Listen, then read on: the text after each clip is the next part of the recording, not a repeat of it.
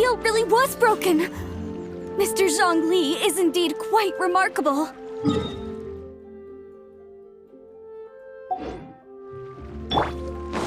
It was nothing, really. Now, it's time that people learn the hidden truth lost to time. Dodge this!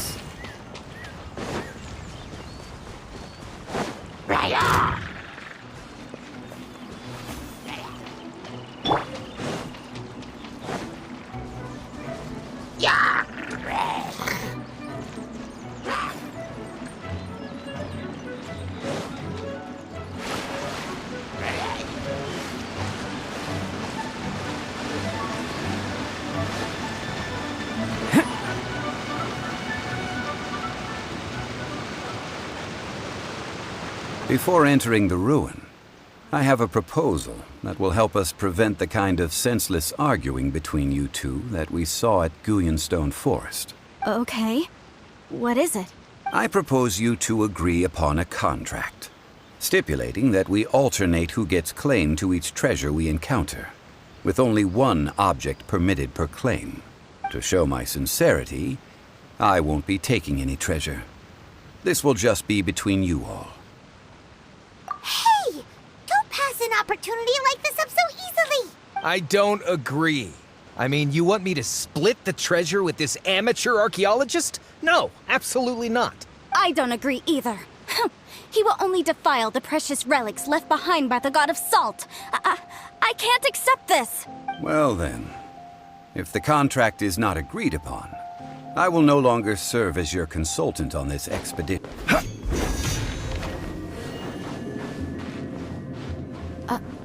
Are these statues? No. These are people. Duh. They were probably followers of the god of salt. How did they become this way? What in the world is hidden deep in this ruin?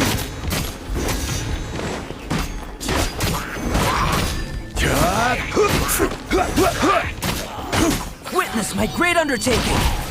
Live!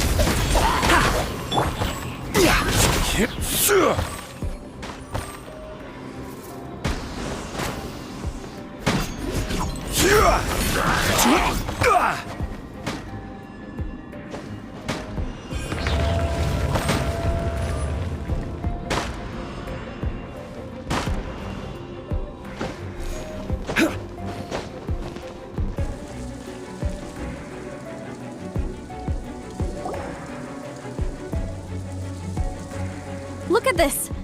It's filled halfway with salt. Just looks like a fancy salt holder. Seems like the god of salt was a god lacking in treasures. According to my knowledge, it's no ordinary vessel. Although it is only half full, it is also forever half full. That is to say, it is bottomless. What? You're saying that even if I pour the salt out, the amount inside won't change? Exactly. Able to produce endless salt.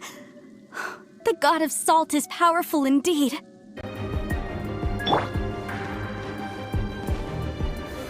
Solidified!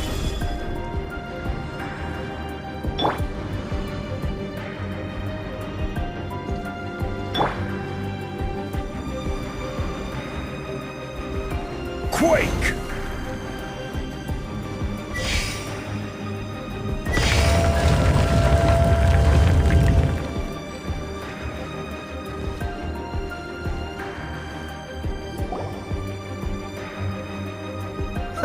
Just a simple ruler. It doesn't look to be worth anything. This, if I remember correctly, this is some kind of measuring tool. Indeed. But the god of salt imbued it with another power. When you stick this ruler in the ground, the surrounding area will become covered in salt, much like a rising tide covers the earth. The deeper it is stuck in the ground, the more salt will appear. It is essentially a bumper harvest of salt. What? That's even better than the salt chalice!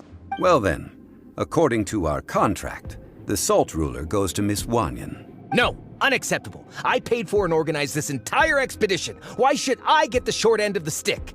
And this girl has been useless! Why would she get anything? Oh boy, here we go again. So you are saying you want to break the contract? So what if I break it? Now that I've seen how the mechanisms in this ruin work, I no longer need you!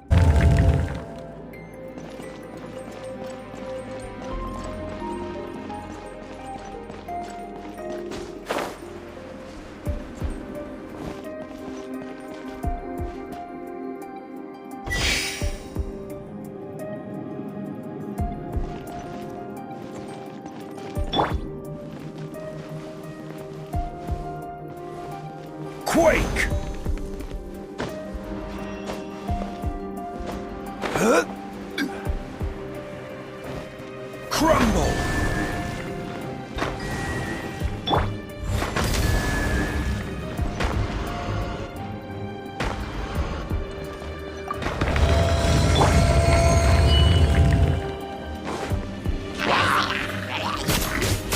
Rise! Burst forth!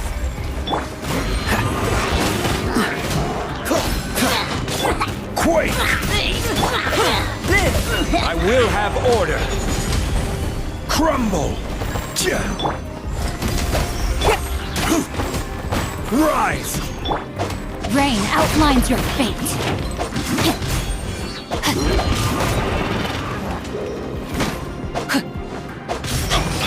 Freeze! Feel this ancient power! Burst forth! This moment will be frozen in time. Order guide you! Crumble! Witness the power of Guhua. Live! I will have order!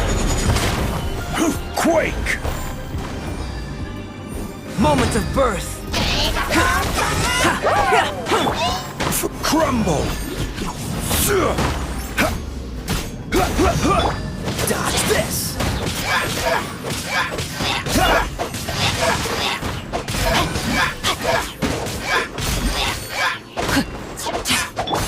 Burst forth! Quake! Order guide you!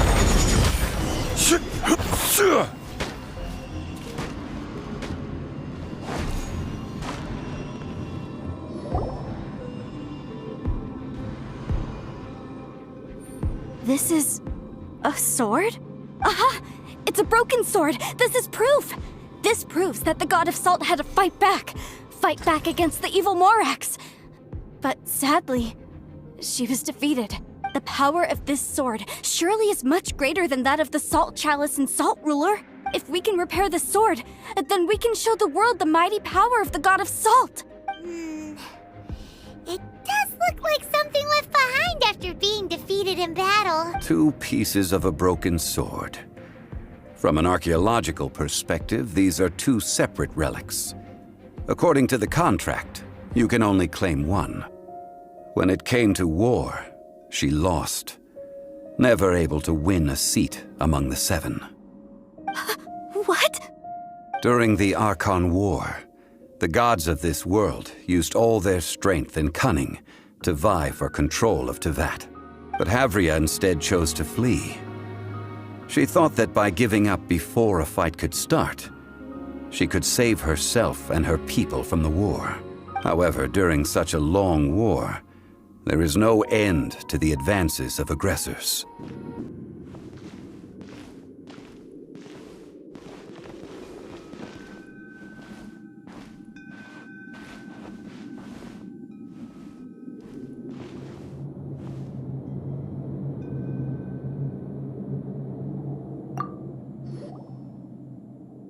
This is the scene of the crime. Havria's body dissipated, leaving nothing but these traces of salt. Her dying moments have since been frozen in time to this very day. The story continues that some among her people realized at last that this gentle, kind, but weak god could never protect anyone in wartime.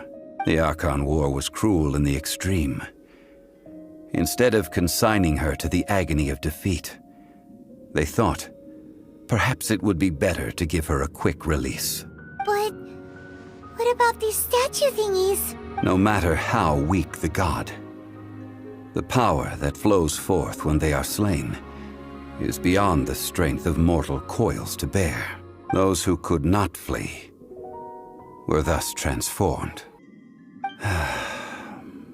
Treading old ground, telling old stories.